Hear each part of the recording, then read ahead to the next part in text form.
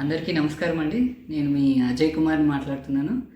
అయితే ఇది నా మూడో వీడియో అండి. నేను యూట్యూబ్లో మూడో వీడియో చేస్తున్నాను.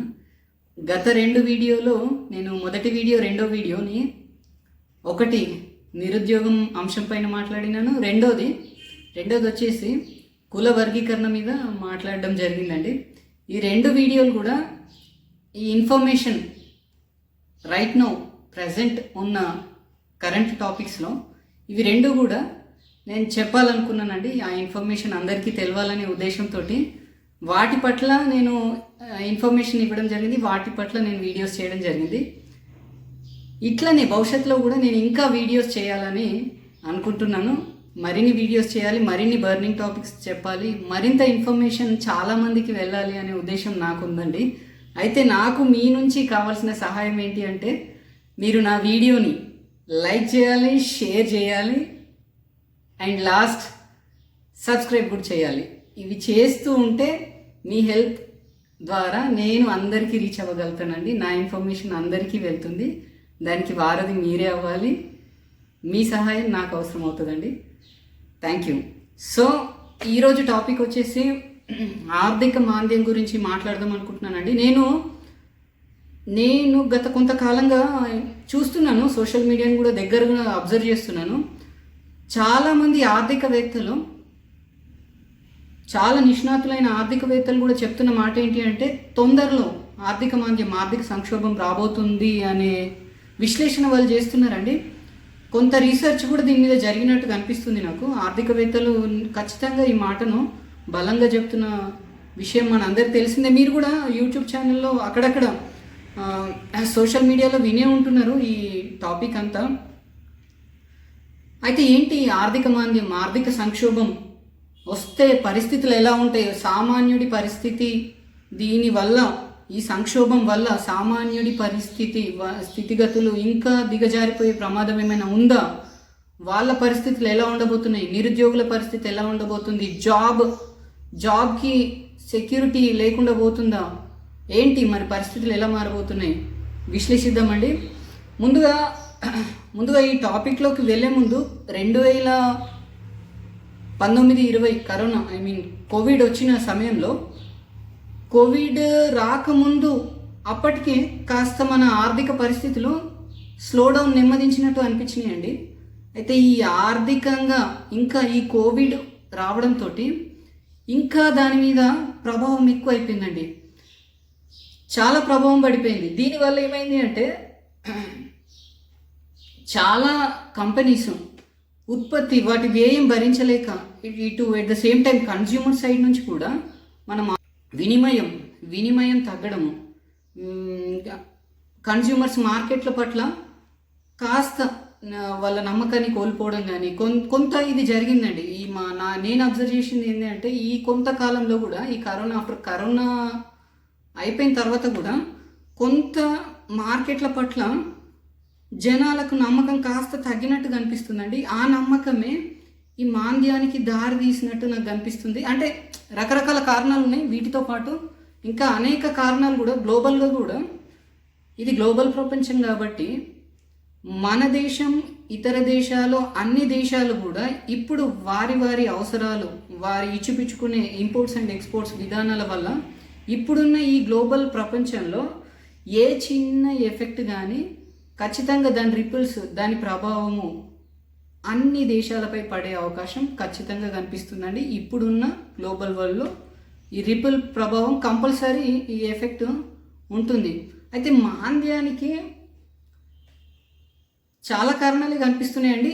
ఒకటొకటిగా మనం విశ్లేషిద్దాము. ముందుగా ఈ మాంద్యము మనకు పెద్దన్న అయిన సూపర్ పవర్ అమెరికాలో కూడా, ముందుగా యుఎస్ఏ, ఎందుకంటే యుఎస్ఏ ప్రభావం అంటే ప్రతి దేశం యొక్క మారక విలువలు ఇవన్నీ, అంటే ఎక్స్పోర్ట్స్ ఇంపోర్ట్స్ అన్ని డాలర్స్లో చేస్తాం, మ్యాక్సిమం కంట్రీస్ అన్ని డాలర్స్లో చేస్తుంది కాబట్టి యుఎస్లో ఉండే పరిస్థితులు మిగతా దేశాలపైన ఖచ్చితంగా ఎఫెక్ట్ చూపిస్తుందండి. అయితే మనం గత కొంతకాలంగా చూస్తున్నది ఏంటి అంటే, యుఎస్ఏలో కూడా రకరకాలుగా మనం వార్తలు వింటూనే ఉన్నాం. ఉద్యోగాలు కోల్పోతున్నారు, కంపెనీస్ లే ఆఫ్ చేస్తున్నాయి. IT companies, especially IT companies and multi national companies కూడా వాటి ఉద్యోగుల్ని వ్యయాన్ని తగ్గించుకోవడం కోసం వాటి ఉద్యోగులని తొలగించడం మనం చూస్తున్నామండి. భారతీయులు కూడా చాలామంది నిరుద్యోగులుగా మిగిలిపోతున్నారు. అమెరికా వెళ్ళి వాళ్ళ కళల్ని నిజం చేసుకోవాలనే ఆశల్ని కూడా కోల్పోతున్నారండి. ఇది మనం చూస్తూనే ఉన్నాము వార్తలలో. ఒకంత బాధగానే ఉంటుంది. చాలామంది ఈ ఉద్యోగాల్ని కోల్పోతున్నారు అనే బాధ కలుగుతుంది. అయితే అక్కడ కూడా అమెరికాలో కూడా అక్కడున్న ప్రభుత్వాలు కూడా కొంత ఈ మాంద్యం ఛాయల్ని గమనించి వాళ్ళు కూడా కొంత ఈ ఎకనామిక్ యాక్టివిటీని ఇంక్రీజ్ చేయాలి, ఈ ఈ ఫ్లో ఆగొద్దు అని చెప్పేసి కొంత అక్కడి ప్రభుత్వాలు కూడా కొన్ని యాక్టివిటీస్ చేస్తున్నప్పటికీ కూడా అది సరైన ఫలితాలను ఇవ్వలేదు అనేది మనకు ఆర్థిక విశ్లేషకులు చెప్తున్నప్పుడు అర్థమవుతుందండి. అక్కడ కొంత క్యాష్ని కూడా మార్కెట్లోకి సర్క్యులేట్ చేయడం జరిగింది. కొంత ఈ మాంద్యం ఛాయల నుంచి బయటపడాలి అనే ఉద్దేశంతో గవర్నమెంట్ కూడా ఈ క్యాష్ ఫ్లోని పెంచాలి అనే ఉద్దేశంతో కొంత మార్కెట్లోకి డబ్బుని ప్రింట్ చేసి డబ్బుల్ని డంప్ చేయడం జరిగింది. కాకపోతే అది సత్ఫలితాలను ఇచ్చినట్టు నాకు కూడా అనిపించలేదండి. దాని ద్వారా ఏమైంది అంటే నెగిటివ్ ఇంపాక్టే పడింది. దాని ద్వారా ఈ క్యాష్ ఎక్కువ అవ్వడం వల్ల కూడా ఇన్ఫ్లేషన్ అమాంతం పెరిగిందండి. ఇన్ఫ్లేషన్ పెరగడం అయితే డిమాండ్కి తగ్గ సప్లై కూడా లేకపోవడం, ఎట్ ద సేమ్ టైం ఈ క్యాష్ ఫ్లో డంప్ ఎక్కువ చేయడం ద్వారా ఇన్ఫ్లేషన్ పెరిగిపోయి పర్చేసింగ్ పవర్ కూడా తగ్గిపోయిందండి జనాలకి. అంటే వస్తు సేవల ధరలు పెరగడం వల్ల కూడా వీళ్ళకి కొనుగోలు శక్తి తగ్గిపోవడం జరిగింది. ఇది ఇన్ఫ్లేషన్కి కారణమైందండి. ఈ ఆర్థిక భారంతో పాటు మాంద్యంతో పాటు ఇన్ఫ్లేషన్ కూడా అక్కడ ఎక్కువ అవ్వడం జరిగిందండి. అయితే అక్కడ ఉన్న సెంట్రల్ బ్యాంక్స్, ఫెడరల్ బ్యాంక్స్, యుఎస్ఏలో ఉన్న బ్యాంక్స్, సెంట్రల్ బ్యాంక్స్ కూడా దీని మీద కంట్రోల్ చర్యలు తీసుకోవాలని ప్రయత్నాలు చేస్తూనే ఉంది. వడ్డీ రేట్లను కూడా కొంత యథాతథంగానే ఉంచిందండి. ఎందుకంటే క్యాష్ ఫ్లో ఆగొద్దు, మార్కెట్లో ఎకనామిక్ యాక్టివిటీస్ ఆగొద్దు అని కొంత ధైర్యం చేసి ఈ యథాతథంగా వడ్డీ రేట్లను అట్లనే ఉంచడం జరిగింది. ఇదే పంద చాలా దేశాలు కూడా వ్యవహరించినాయండి. కొంత మాంద్యం ఛాయలు కనిపిస్తున్నప్పటికీ చాలా దేశాలు కూడా ఇదే పందాన్ని మొదలుపెట్టినాయి. అంతేందుకు మన భారతదేశంలో కూడా నేను మొన్న గత 2 ఏళ్ల నుంచి నేను కూడా అబ్జర్వ్ చేస్తున్నాను. ఈ ఎకనామిక్ యాక్టివిటీ ఆగొద్దు అని చెప్పేసి ప్రభుత్వం కూడా కొంత చర్యలు తీసుకున్నట్టు నాకు అనిపించిందండి.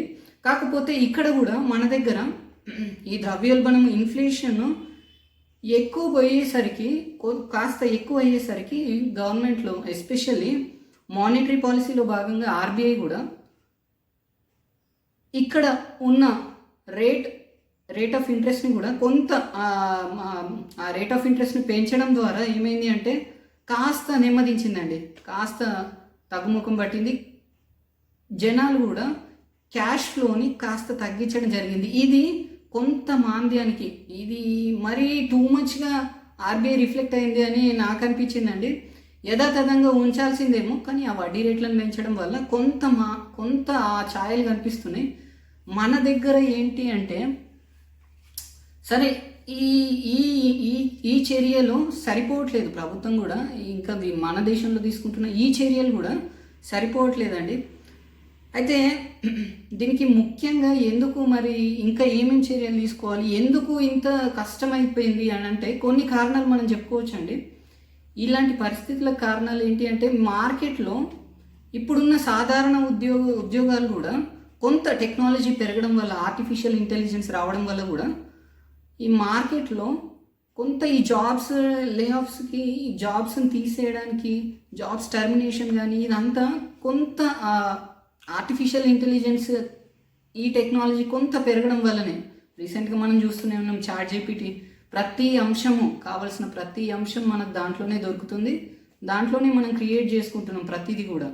సో మేబీ కంపెనీలు ఆ విధంగా ఆలోచిస్తున్నాయని నాకు అనిపిస్తుందండి. దీనికి తోడు ఈ వస్తున్న లేటెస్ట్ టెక్నాలజీస్కి తోడు కొంత పరిస్థితిలో కొన్ని దేశాల్లో యుద్ధ వాతావరణం అలుముకోవడం కూడా కాస్త ఇంపోర్ట్స్ ఎక్స్పోర్ట్స్ మీద ప్రభావం పడిందని నాకు అనిపించిందండి. కొన్ని దేశాల్లో, ఈ మిడిల్ ఈస్టర్న్ కంట్రీస్లో ఇజ్రాయిల్ పాలస్తీనా వార్ కూడా అది ఎట్లా అయిందంటే రీసెంట్గా నేను వార్తల్లో వింటుంటే అది మూడో ప్రపంచ యుద్ధానికి దారి తీస్తుందేమో అని చాలా స్పెక్యులేషన్స్ దాని మీద టాక్స్ నడుస్తున్నాయండి. ఇజ్రాయెల్ పాలస్తీనా వైపు హమాస్, రీసెంట్గా ఇరాన్ కూడా రంగంలో దిగే అవకాశం కనిపిస్తుందండి. అది వార్తల్లో వింటూనే ఉన్నాము. ఇజ్రాయెల్ ఇరాన్ వార్లా తయారైపోయింది. దీనికి మద్దతుగా ఇజ్రాయెల్కి మద్దతుగా అమెరికా రంగంలోకి దిగితే ఇటు ఇరాన్ పాలస్తీనా వైపు రష్యా రావచ్చు, చెప్పలేము. రష్యా రావచ్చు, చైనా రావచ్చు, నార్త్ కొరియా రావచ్చు. నియంతృత్వ దేశాలు ఇటువైపు రావచ్చు, ప్రజాస్వామ్య దేశాలేమో అటువైపు ఇజ్రాయెల్ వైపు మద్దతుగా నిలబడే అవకాశం ఉంది. కొంత స్పెక్యులేషన్ నేను వింటున్నది ఏంటి అంటే ఇది మూడో వరల్డ్ వార్కి దారి తీయొచ్చు అని స్పెక్యులేషన్స్ జరుగుతున్నాయండి. చూడాలి, ఈ ఎస్కలేషన్ కనుక హెవీ అయితే మాత్రం దారి తీయొచ్చు. ఇందులో ఇంకా డిఫరెంట్ కంట్రీస్ కూడా ఇన్వాల్వ్ అయ్యే ఛాన్స్ ఉందండి. దీంతో పాటు ఇంకా మనం కొన్ని దేశాల్లో మయన్మార్, సుడాన్, బంగ్లాదేశ్, యూకేలో కొన్ని ఇంటెన్సివ్ పరిస్థితులు మనం చూస్తున్నాం. టెన్షన్ వాతావరణమే ఉందండి అక్కడ కూడా. ఇంటర్నల్గా అంతర్గత యుద్ధాలు కూడా ఆ దేశాల్లో కొంత వాతావరణాన్ని మార్చినట్టుగా అనిపిస్తుందండి. బంగ్లాదేశ్లో రిజర్వేషన్ల అంశం కానీ, అటు ప్రైమ్ మినిస్టర్ దేశాన్ని వదిలిపెట్టి పారిపోవడం, ఆ అంశాలు అంత తీవ్రంగా అక్కడ పరిణామాలు జరుగుతున్నాయి రిజర్వేషన్ల పోరాటం గురించి, రిజర్వేషన్ల అంశం గురించి. అట్ ద సేమ్ టైం యూకేలో కూడా మనం చూస్తే అక్కడ కూడా ఈ మైగ్రెంట్స్ని వాళ్ళను at the same time Muslims పైన మాకు ఉద్యోగాలు పోతున్నాయి అని చెప్పేసి అక్కడున్న లోకల్ బ్రిటన్స్ కూడా వాళ్ళకి తీవ్రంగా ప్రతిఘటిస్తున్నట్టు మనం వార్తల్లో చూస్తూనే ఉన్నాము. ఇలాంటి దేశాల్లో ఇలాంటి వాతావరణం ఉండడం వల్ల కూడా ఏమైంది అని అంటే అక్కడున్న కంపెనీస్, అక్కడున్న ప్రొడక్షన్ మీద కొంత ఫ్లక్చుయేషన్స్ కనిపిస్తున్నాయండి. ఈ చర్యల వల్ల కాస్త ఫ్లక్చుయేషన్స్ కనిపిస్తున్నాయి. అది ఇంపోర్ట్స్ ఎక్స్పోర్ట్స్ మీద కూడా మనకు ప్రభావం పడుతుంది. మనం రీసెంట్గా అప్పుడు రష్యా యుక్రెయిన్ యుద్ధం వచ్చినప్పుడు కూడా మనం చూసినాం క్రూడ్ ఆయిల్ ధరలు ఎంత హైక్ అయినాయి అనేసి. ఇప్పటికే మన పాలకులు సామాన్యుడికి అందకుండా క్రూడ్ ఆయిల్ ప్రైజెస్ అటు సెంటర్ కానీ ఇటు స్టేట్ కానీ ట్యాక్స్ భారాన్ని పెంచేస్తున్నారు. దీనికి తోడు ఈ యుద్ధాలు కూడా క్రూడ్ ఆయిల్ ఇంపోర్ట్స్ మీద కాస్త ప్రభావం పడినట్టే కనిపిస్తుందండి. ఇది కూడా వస్తు సేవలపై మనకు కూడా ప్రభావం చూపిస్తుందండి.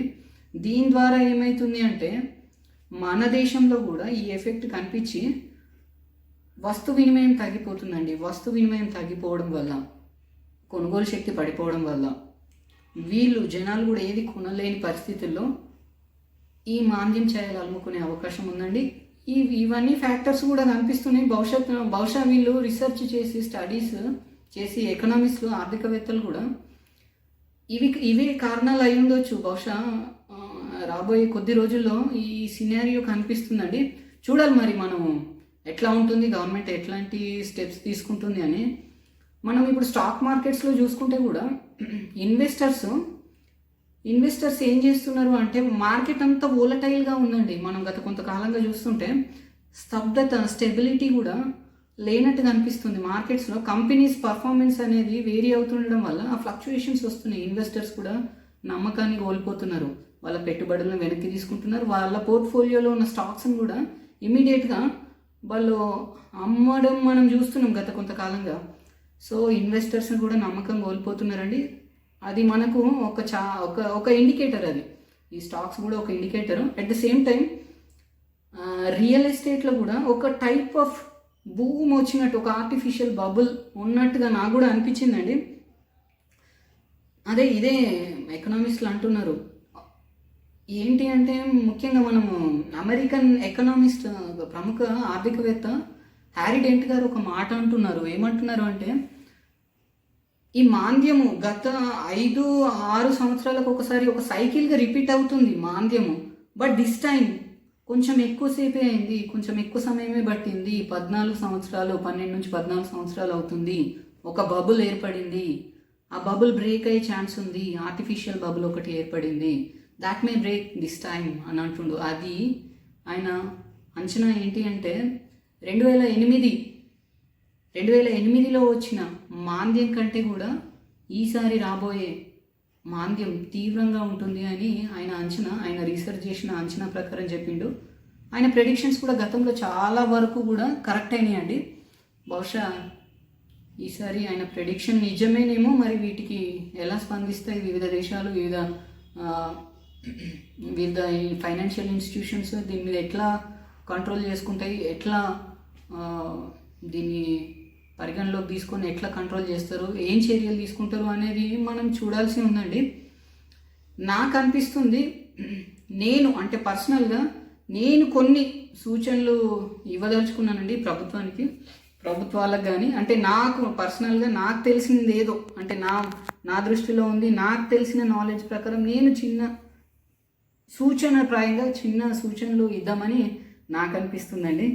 ఎలాంటి సూచనలు అని అంటే, మనము కోవిడ్ తర్వాత చాలా దేశాలు ఎఫెక్ట్ అయినాయి. చాలా దేశాలు కూడా వాళ్ళు తట్టుకొని నిలబడడానికి చాలా టైం పట్టింది. ఆ గ్రోత్ని మళ్ళీ కంటిన్యూ చేయడానికి చాలా టైం పట్టింది. వెరాజ్ మనకు వచ్చేసి కొంత మనము అగ్రికల్చర్ అలైడ్ యాక్టివిటీస్లో ఉన్నాం కాబట్టి, మేజర్ పాపులేషన్ దాంట్లో ఉంది కాబట్టి 60% of India's population agriculture allied యాక్టివిటీస్లో ఉండడం వల్ల వాళ్ళు తట్టుకొని వాళ్ళు నిలబడి మిగతా దేశాన్ని కూడా కాపాడడం జరిగిందండి. సో అది కీ రోల్ ప్లే చేసిందని నాకు అనిపిస్తుంది. అలాంటి చాలా డేంజరస్ సిచ్యువేషన్లో కూడా ఎట్ ద సేమ్ టైం ఇటు మెడికల్గా డాక్టర్లు తమ పని తాము చేసుకుంటూ, ఎట్ ద సేమ్ టైం రైతులు వాళ్ళ పనులు వాళ్ళు చేసుకుంటూ దేశాన్ని ముందుకు నడిపిన తీరు నిజంగా హ్యాట్స్ ఆఫ్ అనిపించిందండి. దాట్ మేక్స్ ద డిఫరెన్స్ అనిపించింది నాకు కూడా వేరే దేశాలతో పోలిస్తే. అందుకే మనము అతి త్వరగా నిలబడ్డామని. అఫ్కోర్స్ మనకు కూడా నష్టం జరిగింది, బట్ మనం నిలబడ్డ తీరు మాత్రం హ్యాట్స్ ఆఫ్ అండి. ఒక విధంగా అది మెచ్చుకోవాల్సిందే. ఆ చర్యలకు ప్రభుత్వాలు మెచ్చుకోవాల్సిందే. ఇంకా చేయాల్సింది ఉండే ఇప్పటికీ కూడా నా సూచనలు ప్రభుత్వానికి ఏంటి అంటే, చిన్న స్మాల్ బిజినెస్ పెట్టుకునే వ్యక్తులకి మన దేశంలో ప్రోత్సాహకాలు ఇవ్వాలండి. ప్రోత్సాహకాలు కంపల్సరీ ఇవ్వాల్సింది ఉంది. ఎలాంటి ప్రోత్సాహకాలు? వాళ్ళకు లోన్స్ ఇవ్వడం కానీ, ఏదైనా సబ్సిడీ ఇవ్వడం కానీ, కొంత వాళ్ళు బ్రతకడం ద్వారా కొంత అక్కడ వాళ్ళు పెట్టుకునే ఎంప్లాయీస్ కూడా దీని ద్వారా కొంత వాళ్ళు కూడా సర్వైవ్ అయ్యే అవకాశం ఉందండి. స్మాల్ ఇండస్ట్రీస్ మీద ప్రభుత్వాలు దృష్టి పెట్టి వాటిపైన ఫోకస్ చేసి వాటిని కాపాడాల్సిన బాధ్యత, ఎట్ ద సేమ్ టైం వాటిని ఇంప్రూవ్ చేయాల్సిన బాధ్యత ప్రభుత్వం తీసుకుంటే కొంత ఈ మనము ఈ మాంద్యాన్ని కొంచెం మనం దూరం చేసుకోవచ్చండి. ఎట్ ద సేమ్ టైం ప్రభుత్వం కూడా ఇన్ఫ్రాస్ట్రక్చర్ మీద కూడా దృష్టి పెడితే కొంత దాని మీద కూడా ఇన్వెస్ట్మెంట్ని దాని మీద కూడా కొద్దిగా మేజర్గా మనం ఇంప్రూవ్ చేస్తే ఎంప్లాయ్మెంట్ ఆపర్చునిటీస్ కూడా దీనివల్ల పెరిగే అవకాశం ఉందండి.